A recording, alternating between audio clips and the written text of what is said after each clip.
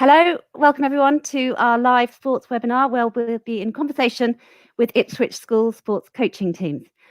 Please do send through any questions in the comment section on YouTube or Facebook.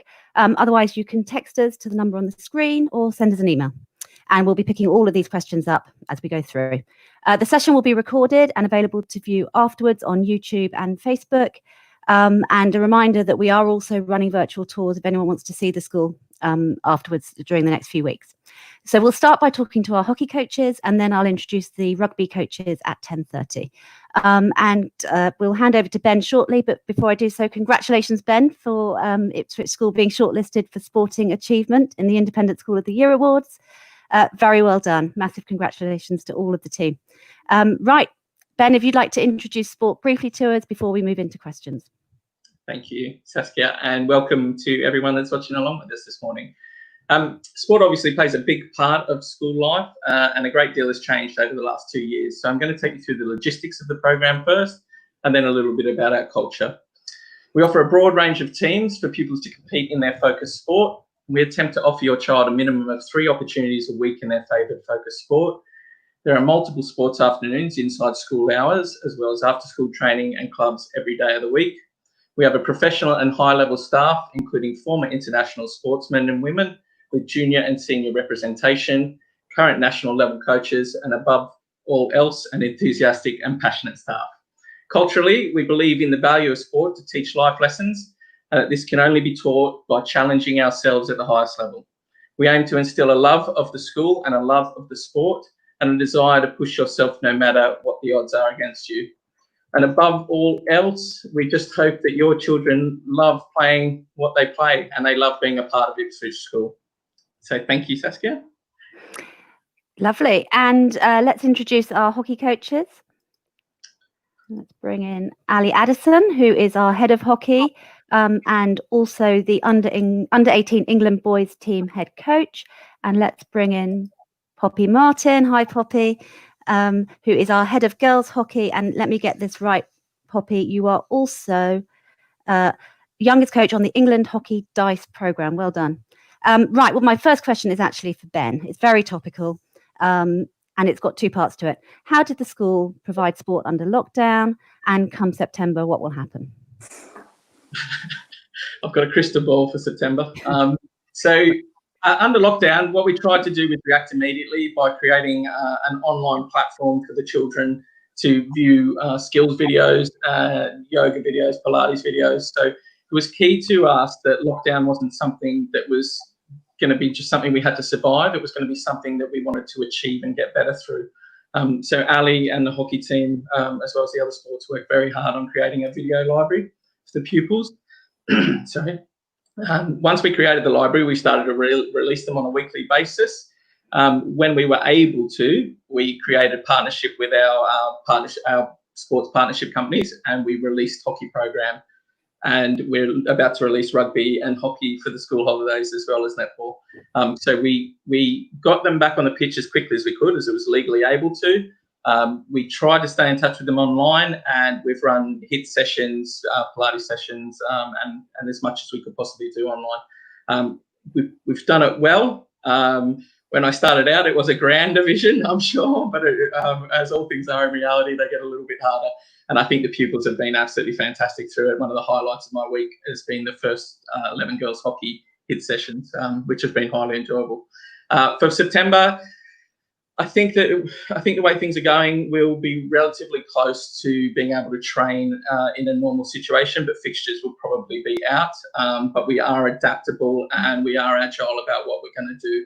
We have plans in place, and there's plans for solution A, solution B, and solution C, depending on where we are with the government. But I believe that your children will be playing sport come September, in-game sessions and sports sessions. Brilliant. Okay, I've got a question now for the hockey coaches specifically. I'll start with you, Poppy. How do you support players with ambitions in elite hockey? So I think me and Ali both have a fair bit of experience in elite programs. So I worked at Repton and at Loughborough before, and in the England hockey program. And within that, kind of, we know what the demands are in terms of playing in the pathway and playing at an elite level. So we kind of use that knowledge to create a holistic program for all of our pupils, which involves analysis, S&C sessions, so strength and conditioning, nutritional stuff, and one-to-one hockey sessions, so they can book in a free, come down and kind of have a one-to-one with one of our coaches. And in everything we do, it's evidence-based and it's supported by experienced staff. So we've got a new guy coming in for strength and conditioning this year who's been at Exeter University and worked in schools, and he's amazing, and he's just going to add something extra to the program, I think. Yeah. That's really interesting. I saw your tweet online from Hannah Martin about she joined the girls for some, was it strength and conditioning? Yeah, so that's something we've been running over the last term during lockdown we've been running it for all the teams, but the first 11 girls had Hannah Martin in, who's an old Ipswich pupil, and she did an online HIIT session with them, and then we had a big Q&A at the end, and the girls absolutely loved it, just kind of hearing her experiences in S&C and in her elite program. It was great. But yeah, we've been doing loads with the first team girls, kind of on a weekly basis, a couple of things a week. So they're really interacting with it, which is amazing. That's great. Yeah, I noted Hannah said that she couldn't believe the fitness levels of the girls. So really well done.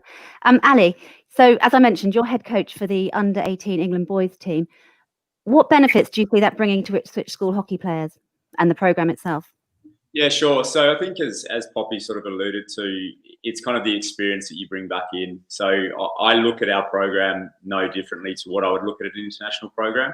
And that is a very holistic program. So S&C, video analysis, and all the other components that Poppy mentioned.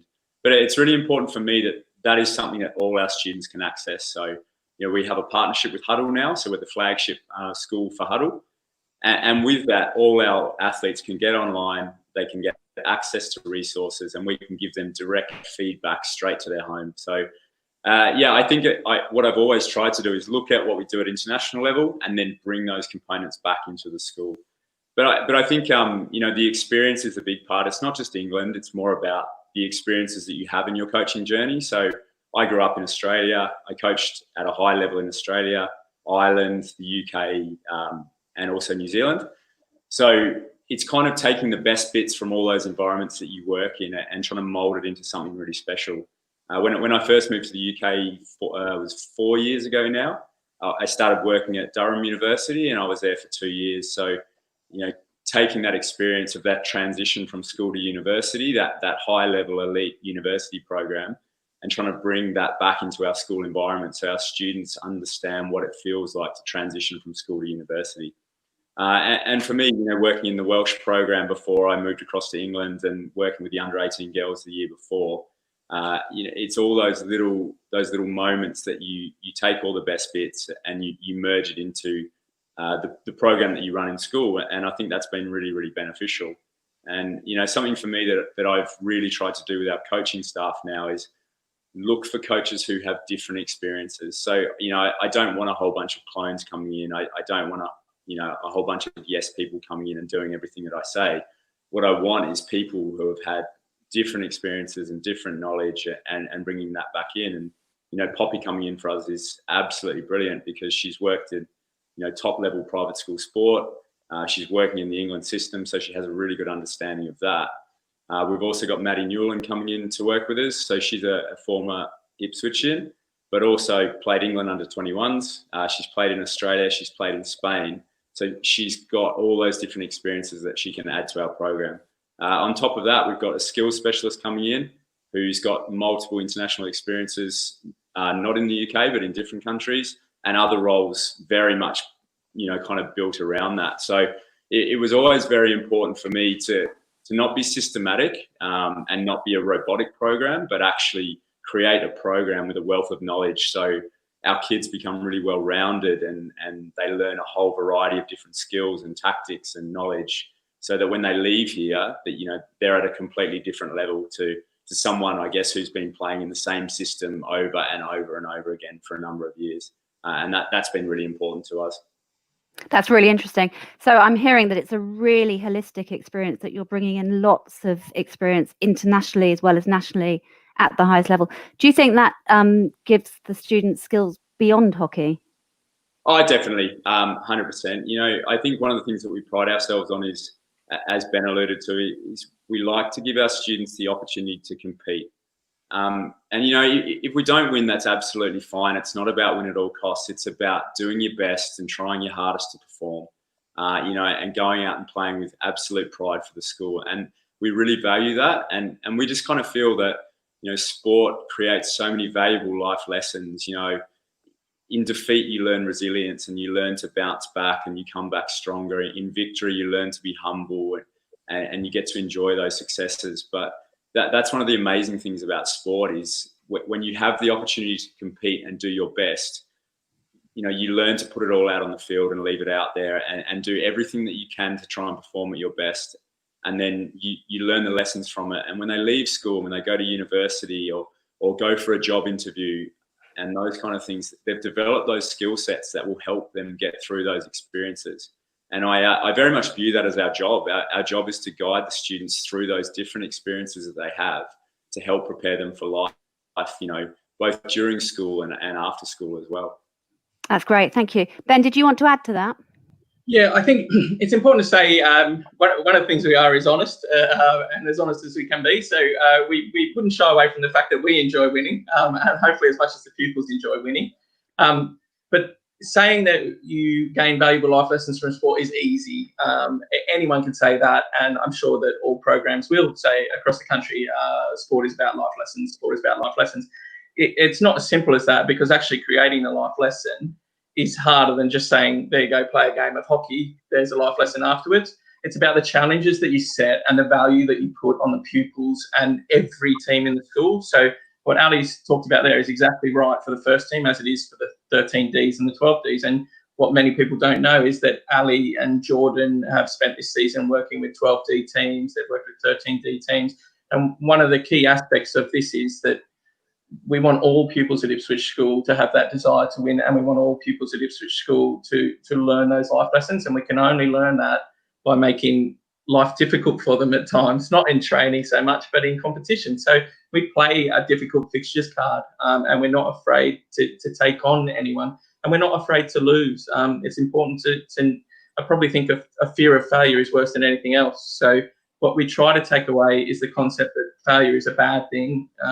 Failure is a life lesson, and again, that's easy to say, but because of the quality of coaches I have, what I say is actually delivered on the ground. So they care and they're exceptionally passionate. So we're very fortunate, particularly with the model that we'll have in place next year, to have coaches that can make our words come to life and can make the children's experience as exciting as we say it will be. That's really interesting. And you have really high participation rates, and that's one of your goals, isn't it? Yeah, so again, participation is really easy where it's compulsory. So a lot of schools will have compulsory participation in lower age groups, where we'd like to think that we're successful is by the time we come to year 10, the pupils have bought into the program, they've bought into the culture, and they don't just love playing sport, but they love playing for the school. So our new structure and new model is very much designed around that cultural aspect more than it is around the skill-based aspects. We've got to get the right personalities in place, as well as have these amazing skill levels. And when we get those right personalities in place, then the entire body, and that stems from the catering staff, who are lovely up at Rushmere every Saturday for us, and give Ali and I extra food after they're all gone, to the ground staff. I mean, our ground staff are absolutely amazing, and they care passionately about what they do, which you can see on our school field. So it's not just one person, it's not just one coach. It's everybody that buys into the culture and everybody that creates this. And we've worked very hard on that. If we've made any improvements in the last 2 years, it's in that. And that is what has impacted the pupils. And the pupils have been absolutely fantastic, and so have the parents. Brilliant. I've got a really specific question for you now. It's about the levels required for sports scholarship, how many sports are needed. I'll ping up the slide, and if you could just talk us through that. So we have some objective levels, but in reality, all scholarship processes are subjective, unfortunately. So there will be difference of opinion between a parent and us at times. But we try to be open and honest about this as well. So as a base level for scholarship, you're looking at county representation. And as a general rule, we're looking at the higher end scholar is in Saints or Saracens Academy. They're at PC. They're at the EPP for county cricket, and they're above a county level, a regional level for netball. Obviously, at the lower age groups, this isn't as easy as that. We can't hit those objective levels, so it's based on our subjective opinion of whether they'll achieve those grades or those levels or not. Lovely, thank you very much. I've got a question now that's just come through. I don't know who wants to take this. Ben, maybe you can decide. What about the new year sevens from state primaries who maybe haven't done as much hockey and just starting out on their hockey journey?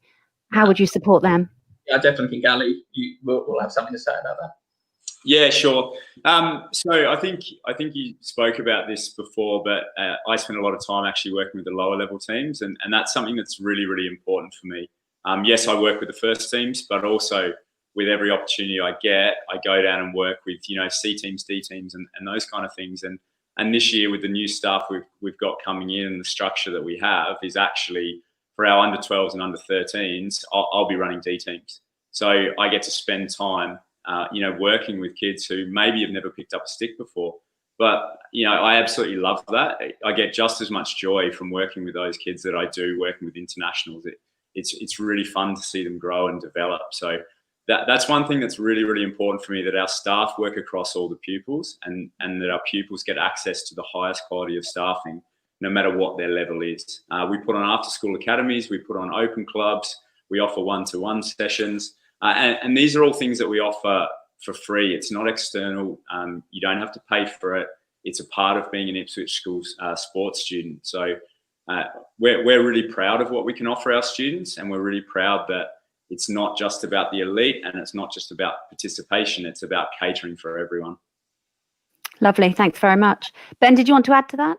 Yeah, so I'm going to bring Poppy in a second, because something that I talked to Poppy in depth about. Poppy has obviously just been appointed to the school, but on interview was her concept of training and what makes a good training session. So I'm going to get Poppy to talk about what her type of training is and why that would suit to a new non-hockey playing pupils. So Poppy? Yeah, so I think the major thing for me with those people coming in is that it's really fun and really engaging, and they immediately want to be there. And we want those pupils that have never played before to end up in the first team. That's the goal for them all, to have that opportunity, and they will 100% get that opportunity. And then kind of it's just about providing, as Ben said, excellent coaching through every single team. And excellent looks completely different depending on the age and the level of the children. So what I would do with the first team would be completely different to what I would do when I'm coaching the under 12Cs. They'll be very, very small games based, and it'll be getting lots of touches, and it'll look very much like the game, and it'll be competitive. And the first team will kind of mimic that in some senses, but it'll have a more kind of more extensive space to it, and it'll be slightly different, and it'll have more tactical kind of implementations in it. But yeah, the major thing is that we know our kids really well. We know what drives them, and actually within that, we then kind of use those drivers to push them and to make the experience as good as it can be for them. That's great, thank you. I've got a slightly different. Yeah, and I think the really important thing, on that point too, is about that we tailor what's needed for the group. So we're not systematic. We don't put one system in place that the whole school plays. So, they only do one thing throughout their school experience. What we put in place is a variety of different ways of playing and knowledge and experiences, so that by the time they get to first team level, they're free thinking. They can think for themselves on the pitch. They have a solution to any problem that comes up. But that's really important, that we tailor what's needed. So what's needed at under 12D level is different to what's needed at first team level, but we would never expect them to be the same thing. And one thing that we really value ourselves on, and also that we expect from our coaches, is the ability to be able to deliver to what that group needs at that particular time, and that is very important to us. That's great. And Ali, you were saying you've worked at Durham University. What do they take beyond that? What do the pupils take into university hockey? So, I mean, university hockey is fantastic when you're playing in that top league. top unis like Durham play in the Bucks League, but they also play as a club on the weekend. So, their Durham men are now in the Premier League, so the top club competition in the country. They're in the Premier Bucks League as well. So, they play at a really high level. But I think one of the biggest learnings I took from Durham is that when you can create multiple different ways of playing, and you can create things that other people haven't seen before, you can be very, very hard to beat. And that was one of the big things I brought into the school, was looking to be tactically different, looking to create students who had a wealth of knowledge. So I think it sets them up really well. If they're going through school and by the time they get to first team, they've had coaches from multiple different countries or with multiple different experiences, and they've learned different tactics and different techniques and all those kind of things. By the time they get to university level, I think they're really equipped, with the skill sets to perform at that level. And also, it's not really a massive shock for them, because they've been through school, they've got video analysis, they've had S&C, they've done sports psych, all the holistic things that you would see in a top university program. They've had that through the schooling experience as well. So it makes the transition a lot more seamless. Great. Poppy, did you want to add to that? Yeah, just kind of echoing what Ali said there on the fact that our program is immensely good in preparing them for that environment. So everything that they'll experience at university, they'll have already had a taster of at school. And that means that transition to university, which can be quite hard, is very smooth. We've also kind of, with Durham and Loughborough, got good links to the universities. So within that, we can provide support to our pupils in kind of choosing the right university for them, dependent on their level of sport. Because, participating in sport at university is one of the most exciting things about university, in my opinion. And actually giving our pupils some help and support on picking a university that's going to cater for what they want from sport at that university level is massive in making sure that they participate at university and beyond that as well. So yeah, I think those links are really valuable to us. Yeah, really interesting. So don't just pick your subject. Think about your sporting ambitions through university, and talk to the coaches. Really interesting. Thank you. Well, I'm exhausted listening to all these things and the strength and conditioning. Then, how do students balance sport and academic work? One of the things we've worked really hard on is that relationship. So one of the things that you'll find when you come in and try to change a sports program is walls will be put up because there's fear that it's sport before everything, and we'll be training them till all hours of the night and they won't be doing their PSC. But one of the things we've been very careful about is we run a traffic light system on all the sports scholars. So there's green, orange, green, amber, and red for where they're going, how they're going academically. And if anybody's in the red zone, we reduce their training hours and we give them extra time in the classroom and extra time with us. We run some of the sessions with them. We obviously don't tutor them, but we do give them time to do their PSC and make sure they're up to date. We're very lenient. I mean, one of the great things about this coaching team is, as I say, it's their personalities. So I've got some really high-level coaches who are absolutely outstanding. But at the same time, when a child comes to them on a Thursday and says, look, I'm so far behind in my coursework that I just can't keep up. Can I miss training? These staff have the social skills and the emotional awareness to realise when the children need help and when they need time off. So we've been very, very careful with the children.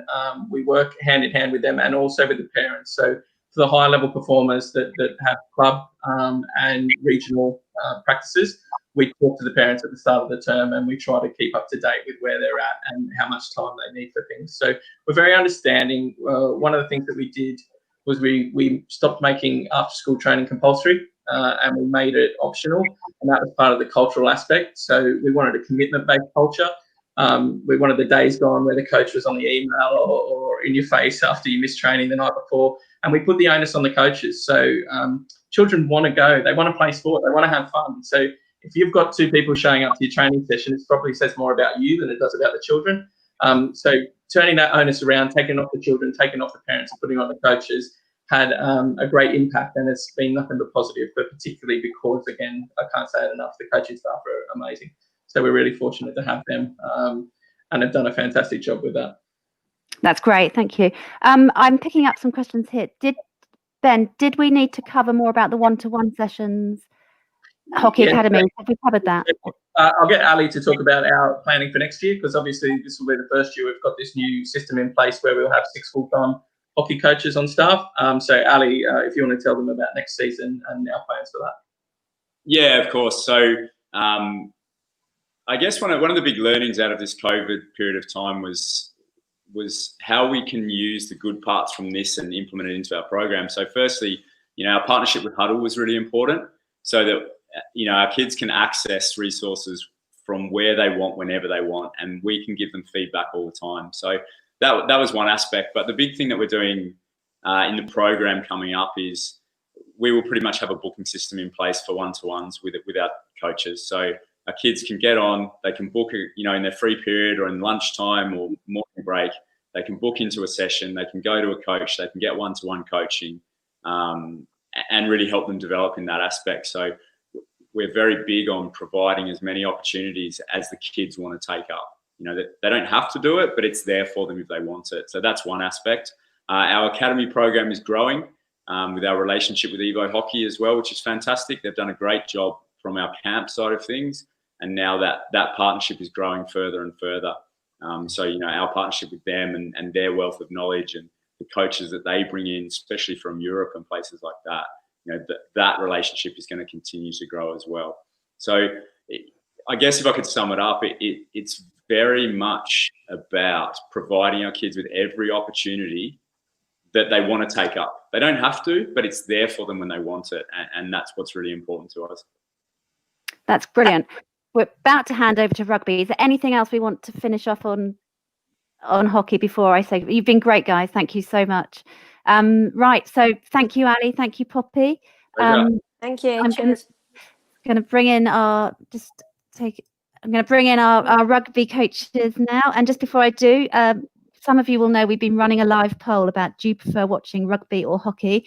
And I'm sorry to say, guys, from the hockey team that 74% of you said rugby. So, well, here we go. Nice lead in. I'll introduce you to Ben. Would you like to introduce our rugby team? Yeah, that would be fine. So this is Sean Turner-Hall. He's the head of rugby. He's played for England and Harlequins and has won the premiership with Harlequins. And this is Jacob Ford. He is the youngest level 3 coach in the country and also now the youngest director of rugby in a national level team. So well done, Jacob, on that achievement. Fantastic. Great. Well, I'm just going to kick straight in. Here's one for you, Jacob. Can you talk us through the rugby programme? So I mentioned before that we have really high levels of participation in the younger years, in years 7, 8 and 9. So can we talk about the younger groups and then how that works its way through the school up into the 6th form? Yeah, I mean, we take the approach from the rugby department that we want to instill the right values throughout the rugby club and throughout the age groups moving up the school. It's pretty clear how we set out. We have a clear vision of, me and Jordan want to provide the best rugby school experience we possibly can in the country. And how we go about that is pretty important to us. The strategy to that is to have, a strong, cohesive coaching team working together throughout the age groups, layering each age group of how we want to play the game, especially with ball in hand, starting off with the core principles down at the bottom age groups, and then layering it up as we go up through the school.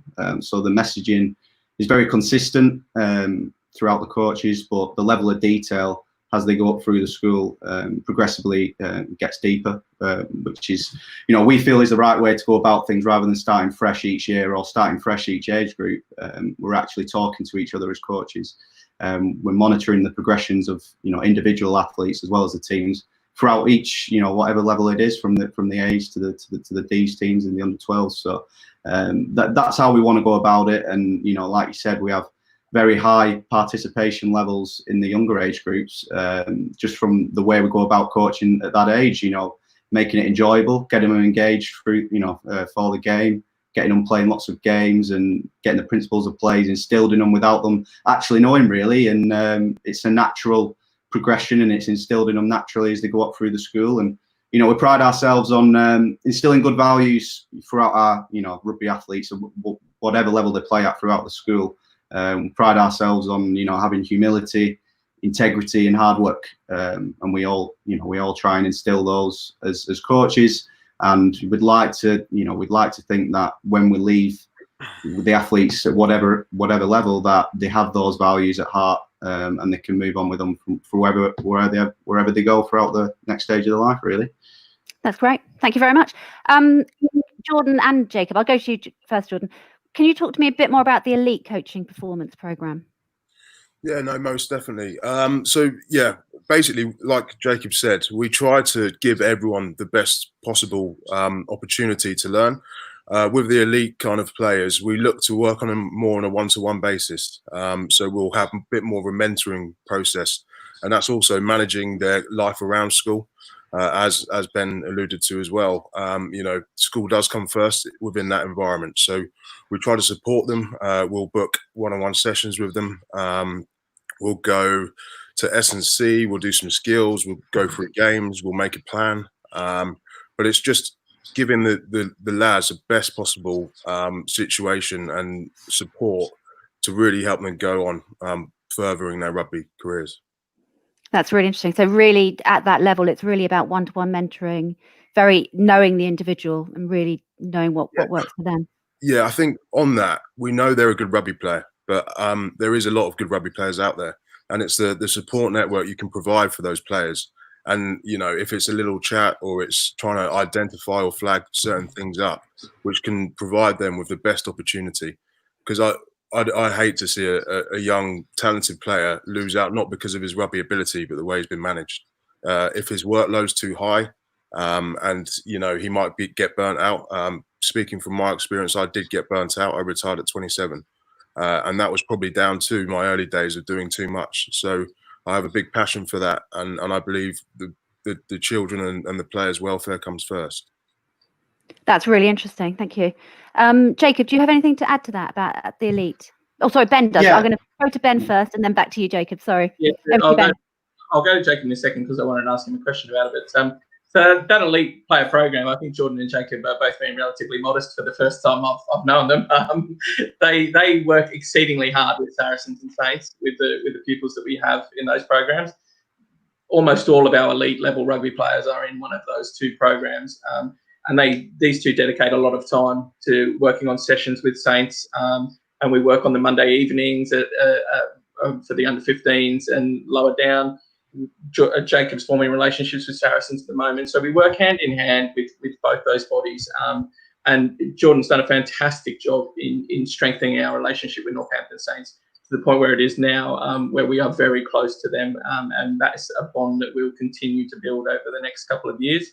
And it's really important to us because, as Jordan talks about, these boys have commitments with Saints, they have commitments with club, and they have commitments with school. So we need to be careful about how we use them and when they're used. So that relationship with Saints is imperative to taking the elite player forward.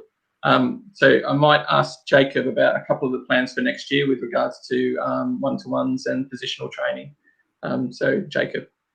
Yeah, next year, obviously, we're going to have more staff within the rugby department. That's something we're going to pride ourselves on. We're going to have, Ali Reid coming in, who's, played championship rugby, National League year. So he's going to an experience that, we probably don't have at the minute, but as well as having that perception, that's probably different from what me and Jordan have at the minute. We've got fantastic skills specialists in Cameron Greenall as well. So I feel like the individual development program, which we're going to provide next year, is going to be very important for the athlete of whatever ability.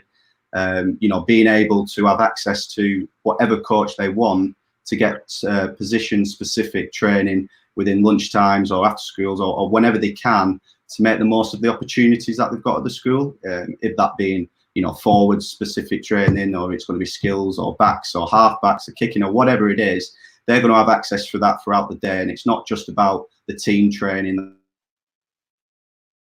how they can get better away from the field and ultimately get to every day. And I think that's going to be a massive part of the program. But along with that, I feel like can do away from the field is where we're going to maximise potential, you know, throughout the rugby programme. Like Ali picked on earlier, we've got a fantastic partnership with Huddle, and being able to have access wherever they are to content, feedback and analysis is going to be very important, especially, you know, with the way we're going to play the game. I mean, we put fantastic foundations in this year. You know, me and Jordan, you know, it's very core to our values that it's arguably as important of how we play the game. You know, we want to win the right way more than anything.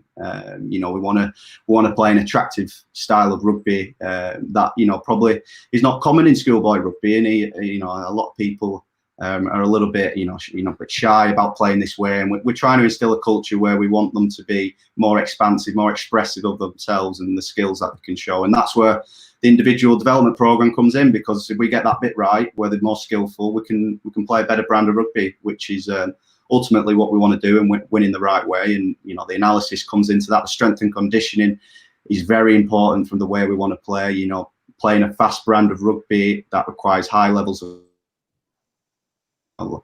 Ben Eddy's coming in next year is going to play a massive part within that, and having the drop-in sessions of session and the analysis, it all comes together to form this picture of getting the athlete better and instilling a winning culture, really, where we want to win at the weekends at whatever level it is throughout the school.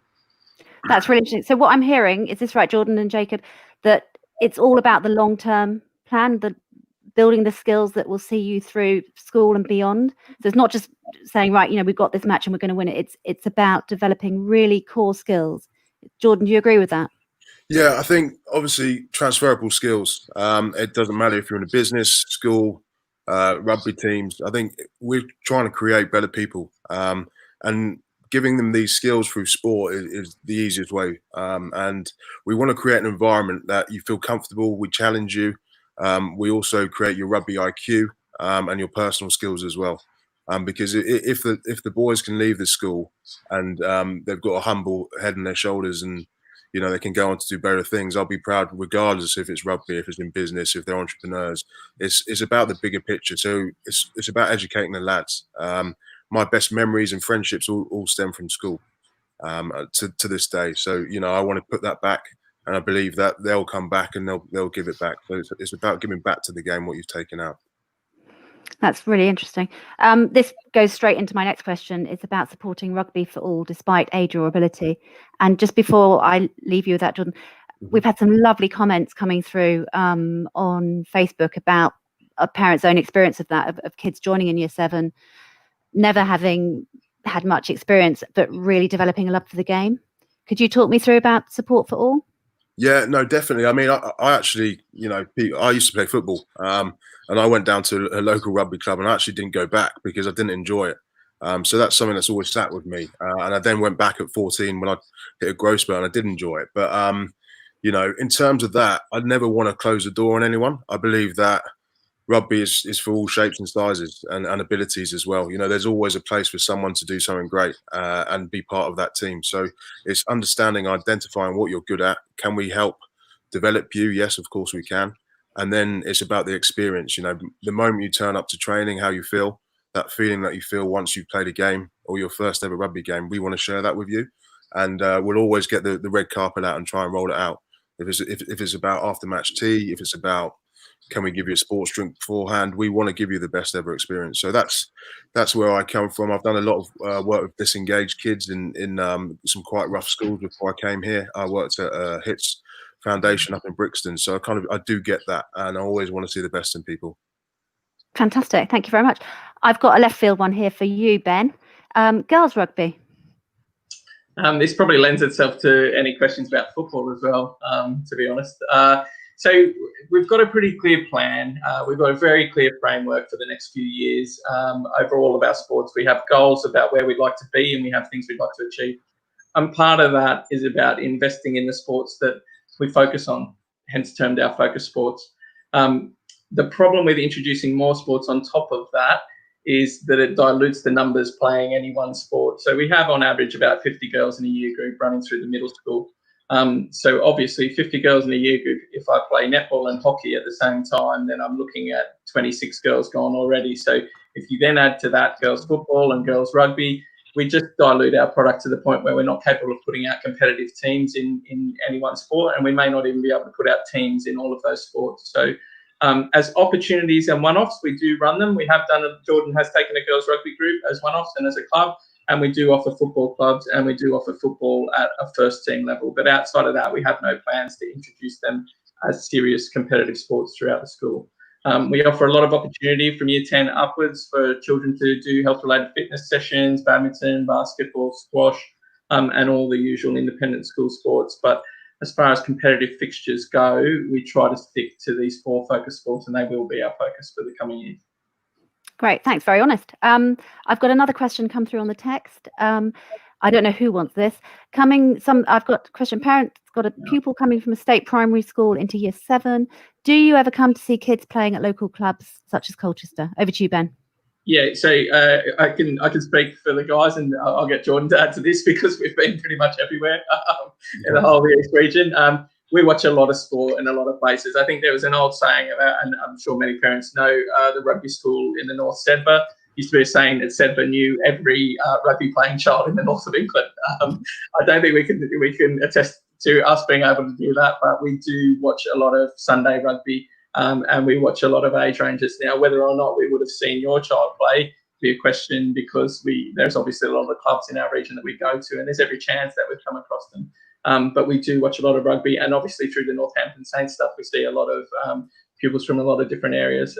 And as far as recent recruitment goes, we've had a lot of children move from state schools to us for rugby. So it's a pretty natural progression now for us to have a lot of local state school pupils move to us. So Jordan might want to talk about his experience.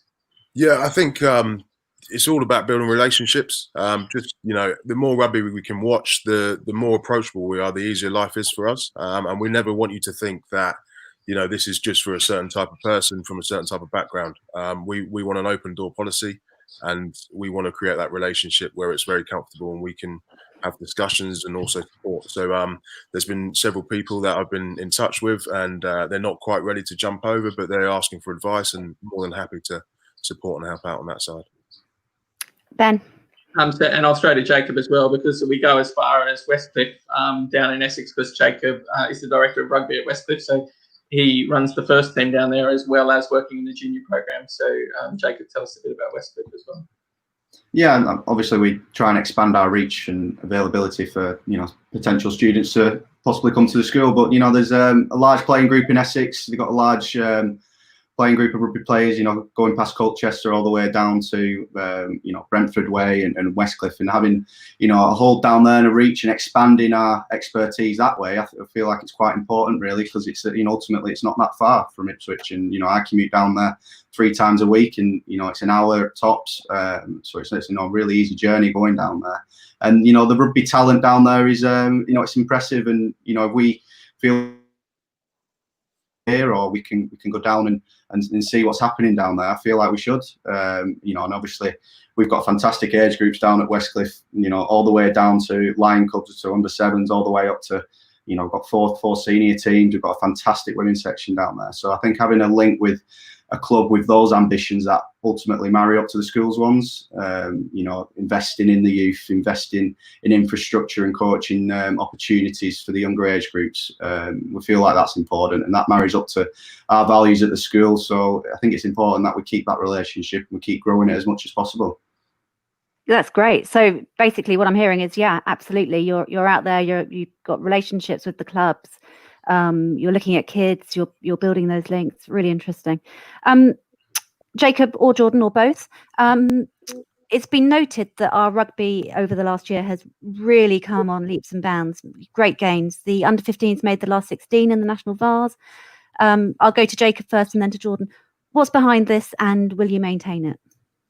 I think the first thing is having a strong culture where we're instilling a desire to win, across all the sports. I think that was the first thing we wanted to do, getting the teams competitive. It's certainly something we did with the under-15s team. But, after that, after getting that in there and, along with that, the culture is something that you do every day. It's, how you walk around school, how you lead in different areas.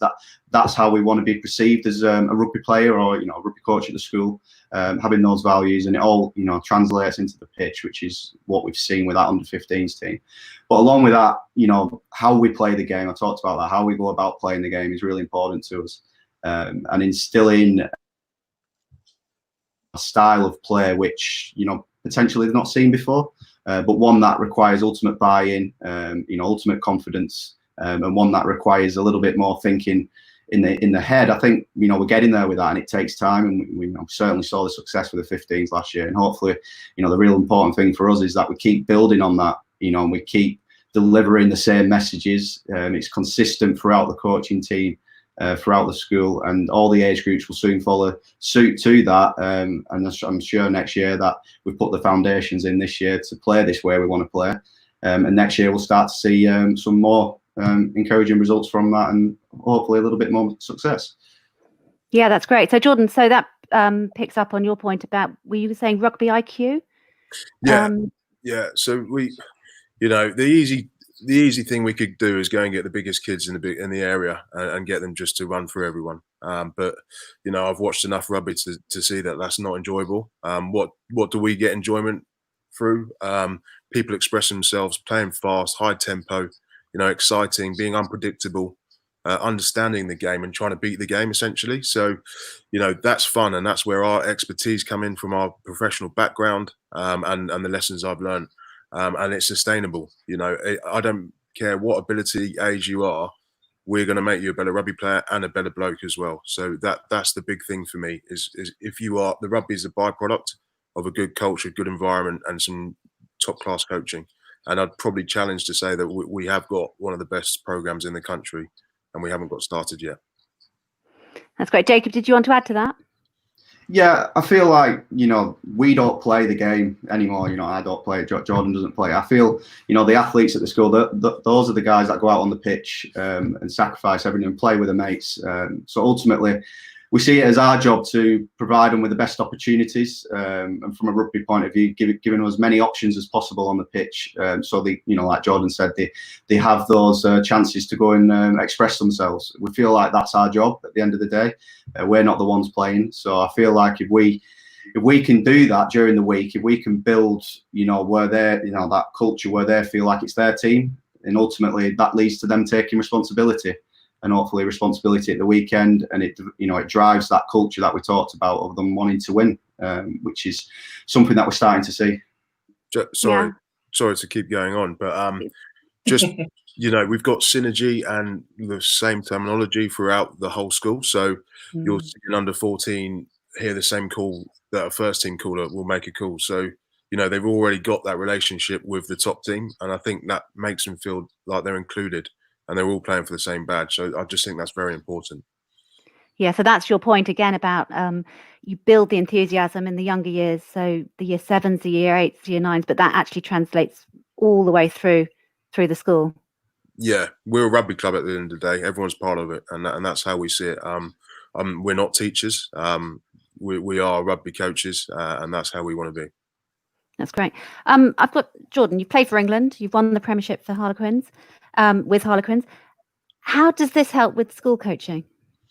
I think, again, it comes down to that experience. And, people kind of want to put their own jazz on it, and they think that you're doing something completely different. People don't reinvent the wheel. They're just very good at doing the basics, and they've got the cohesion and the culture right. I won the Premiership, but it took us 7 years to win it. I was at the club for 12.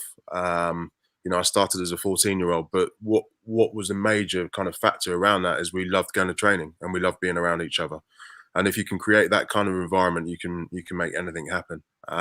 Those high performance environments are brilliant, but at the end of the day, people are people, and the basics of how they feel and having that kind of environment where they can express themselves and use that support network is massive. But then again, I take little bits of everything I've done, and if it's from a school background, if it's from Quins, and I try and add it all into a big recipe and put it into Ipswich. So that's kind of my experience, and I want to transcend that on everyone else. Thank you very much. Ben, you might want to pick this up. It's not specific to rugby. S&C, what is that? Yeah. So we call it athletic development program now. Just a little bit more modern terminology to describe the same thing. So it's an extremely key area, I mean, for all pupils, because part of the thing that we've meant to inspire in all of the pupils in the school is a love of physical activity. So that doesn't need to be rugby, and it doesn't need to be hockey. It can be yoga. It can purely be going for a run. So part of that for every pupil in the school is the ability to be able to access the gym and to be able to access an S&C coach who can give them a program and can help them be inspired to love physical activity. But for the elite pupils, it's extremely important in this day and age. And every year we get better at something. So I've been here for 2 years, and we won't lie when we haven't achieved the goals that we want to achieve in any given time. So the S&C program is one area that we haven't got right yet, and this is the year where we think we're going to get it perfect, because we've just appointed a new head of strength and conditioning, Ben Edis, who we're getting from rugby school, and he's worked at Exeter University, and he's done some work with Arsenal Academy as well. He's going to purely be in charge of the athletic development program. That's his sole job, so he will be completely dedicated to that. And each of our scholarship athletes will be getting a personalised program and getting contact with him 3 times a week. He'll be on duty first thing in the morning, he'll be on duty last thing at night, and he'll be in the gym all day. So he'll be able to give access to every pupil in the school. But it's particularly for those key scholarship pupils, this is a new era for us this year, and it's something that we were probably lacking in the past. It's going to be very exciting. And he also has access to 3 interns that he works with. So it's going to be such a strong area for us, on top of the analysis department, which Jacob has talked about, where we're the only flagship school in the country for Huddle. And we've just created a new analysis suite where the pupils can go at any time of the day to access touchscreen TV and see their live replays, and access an analysis coach as well. So we're really providing the highest level of opportunity for those elite players. And maybe Jordan would want to talk about it, having experienced the academy. I mean, Jacob also at Bath. They've both experienced academy rugby, and they might want to talk about the difference between what we're providing and the academy level rugby now. Jordan? Yeah, just on that, I'd actually go to say you get way more time within the school environment with the players. So how can we make the most of that? Well, we can offer this kind of service. And again, it's those little conversations. It's identifying things early and trying to preempt them and see how we can work around them. And it's just supporting that athlete, because at the end of the day, we can provide the best opportunity for the facilities, but they've got to make the most of it and have that drive and determination to, get up early in the morning and get that extra session in or recover. Those little things we can teach them and support them. That's great. So basically the school day is just much more expansive. So you've got a real opportunity, if rugby is your passion, to really build your skills at school. So yeah. So the opportunity exists that Ali sort of dropped into the hockey as well. The opportunities exist for the older pupils, and even year 11 and 10. If they've got free periods in the day, they can book into the gym, and they can book in with Ben, and they can book in with the guys here for one-to-one specialist coaching and positional coaching. So because we've got this restructured staffing and we've got these full-time staff members, we're able to provide this service throughout the entire day and extending into the evening. These guys are going to live and breathe rugby, hockey, netball, and cricket. So that's their sole purpose for your child, and it's something that not many schools can offer. It's an amazing opportunity for us, and it will be an amazing opportunity for the pupils. Jordan. Just lastly, I see it as an investment. So if a child comes to the school, they can invest their time and energy into the kind of infrastructure we have, and if they invest in that, all you need is hard work, and you need to be coachable and have a good attitude. But all of those things don't require skill, and you will get better and you will kick on. That's interesting. I was reading the inspection report, and it said that Ipswich is a school where it's cool to like poetry and rugby, and I'm picking that up from you guys loud and clear. I'm Ben, do you want to pick this up, or I just wanted to talk again about how, if you're really, really into, and it came through when I was talking to some of the kids, if you're really, really into rugby, how do you balance that with your academic work? it's as I said before, it's really easy. We run a traffic light system for scholars, so we're aware of where they are at academically throughout the entire year. We run that at every reporting system, so we're constantly aware of where they are. We are lenient with all the pupils on whether they come to training or not, and it's really important to have that emotional intelligence that all of our coaches do, to understand where a child's at, to remember what it was like to be a child, and to also remember, I mean, as Jordan stated, we're not teachers anymore, we're sports coaches, so it's important to have a teacher hat on at some point in time, to be aware of the needs of the teachers and the pupils, and that obviously children are trying to get an education while we're teaching them rugby and hockey, and that's more important than anything. So to leave Ipswich School with a fantastic education, which they will get, is more significant than coming to play rugby and hockey, but we want to offer them an amazing opportunity in rugby and hockey, netball and cricket along the way as well. That's great, thank you.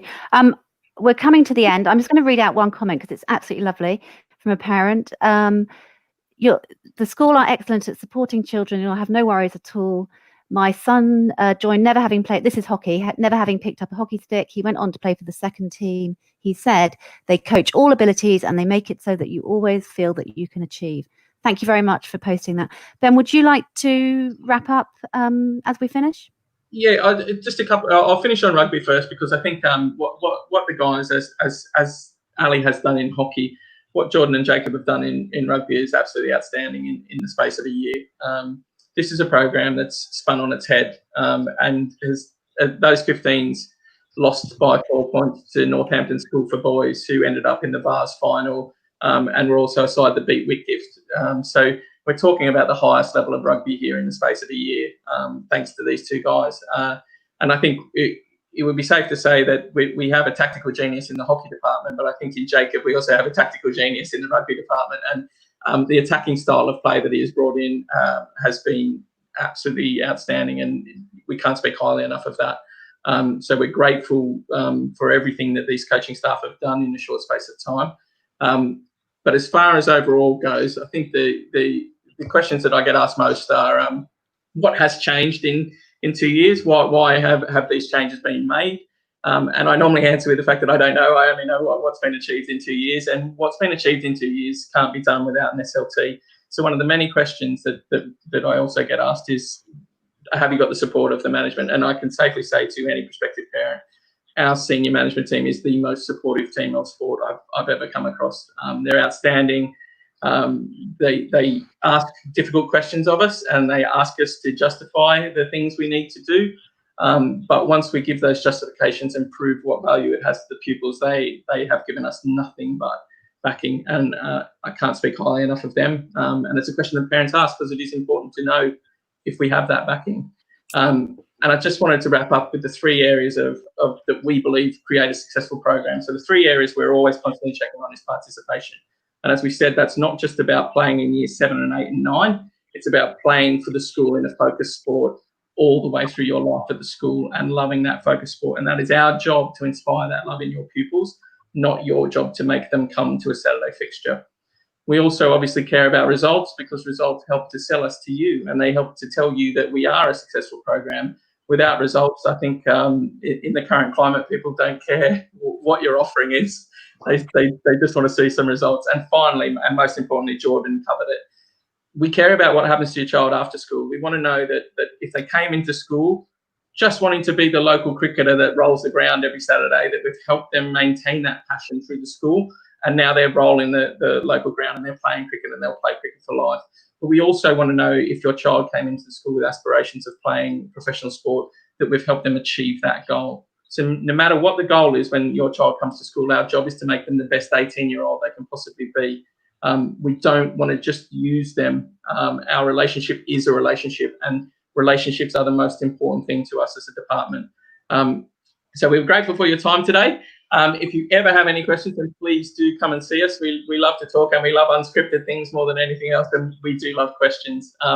And I think the only things that I can do is say, if you came to Ipswich School, you'd be working with the most amazing coaching staff who are honest, hardworking, and passionate about what they do. Thank you very much, and goodbye.